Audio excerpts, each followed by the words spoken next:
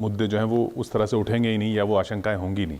एक बात ये कि कई चुनौतियां जो दूसरी तरह की आ रही हैं। अब ताज़ा तो ये कि चिराग पासवान साहब कह रहे हैं कि साहब आपने पशुपति पारस जी को कैसे रिकग्नाइज कर दिया, ये सब जो आएगा। अब चिराग पासवान के सवाल पे अब क्या करेंगे? ये चुनौतियां नहीं है, ये एक संवैधानिक दायित्व है और एक लोकसभा की प्रक्रिया है।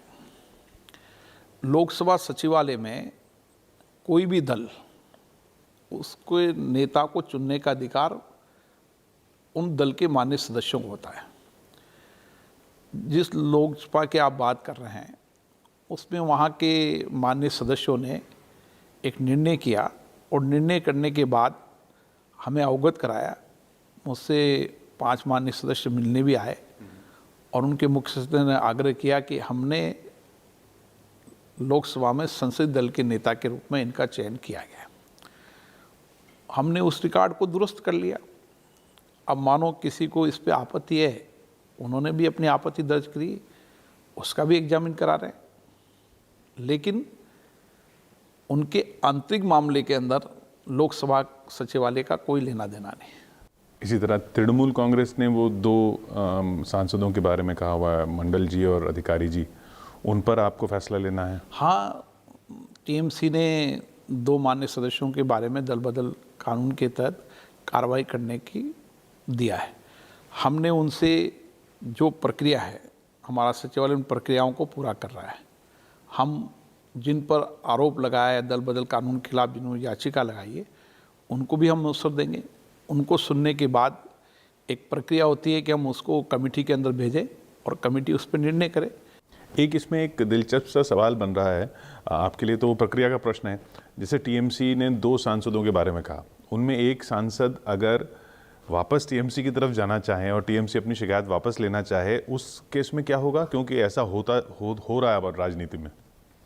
अब भविष्य पे तो हम नहीं कह सकते कि क्या वो लेंगे या नहीं लेंगे, लेकिन जो भी होगा वो निश्चित रूप से वैधानिक कार्रवाई होगी। आप निश्चित रहें, लोकसभा सचिवालय हमेशा निष्पक्ष और निर्बाध रूप से कार्रवाई करता है और दल से ऊपर उठकर कार्रवाई करता है। ऐसे वाईएसआर कांग्रेस ने भी कहा हुआ है। हाँ, सभी दलों को अपने अपनी दल बदल कानून के तहत, नियम प्रक्रिया के तहत, किसी मान्य सदस्य ने अगर दल बदल कानून के तहत कोई कार्रवाई बनती होगी तो वो अपना प्रतिवेदन देते हैं और उन्होंने शिकायत की है, उसकी जांच करेंगे। उसकी जांच की एक कमेटी होती है, जो उस कमेटी उसकी जांच करेगी और वो कमेटी जो निर्णय करेगी वो हमारे पास भेजेगी, तब हम निर्णय करेंगे उसका।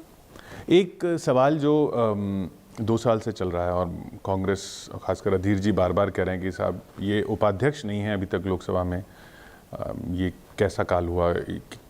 हालांकि बीच में तो कोरोना की दिक्कत आ गई थी, लेकिन अब तो 2021 आ गया। देखो, लोकसभा के उपाध्यक्ष की चुनाव की प्रक्रिया होती है और जब भी उसकी प्रक्रिया होगी निश्चित रूप से लोकसभा उपाध्यक्ष भी बनेंगे। अभी सभापति तालिका के अंदर सभी दल के मान्य सदस्य हैं और इसीलिए एक लोकतंत्र की ये विशेषता है कि सभापति पालिका में जितने दल के सदस्य होते हैं उस दल के अनुपात में उतने ही चेयरपर्सन होते हैं और मुझे लगता है कि जब सरकार इसको लाएगी तब इसकी प्रक्रिया को भी पूरी करेंगे। तो वो अब सवाल ये उठ रहा है कि वो परंपरा जारी रहेगी कि वो विपक्ष को मिलेगा वो पद? अब ये तो सभी दलों से आपस में चर्चा करके सरकार फैसला करती है। पूर्वोत्तर के विधानसभाओं के अध्यक्षों ने आपको लिखा है नस्ली टिप्पणियों पर जो होती हैं, उस पर क्या रुख है आपका? पूर्वोत्तर के विधानसभा के अध्यक्षों ने और माननीय वहाँ के सांसदों ने जो समय समय पर अपनी बात को अवगत कराते हैं सदन के माध्यम से, बड़ा व्यक्तिगत रूप से बात कराते हैं, इस देश में मुझे नहीं लगता है कि सबके साथ न्यायपूर्ण कार्रवाई होती है, चाहे पूर्वोत्तर हो चाहे पश्चिम हो। आज पूर्वोत्तर प्रदेश कंप्लीट विकास की ओर बढ़े हैं। पूर्वोत्तर प्रदेश के कई विद्यार्थी यहाँ पढ़ने आते हैं और कभी भी कोई ऐसी घटना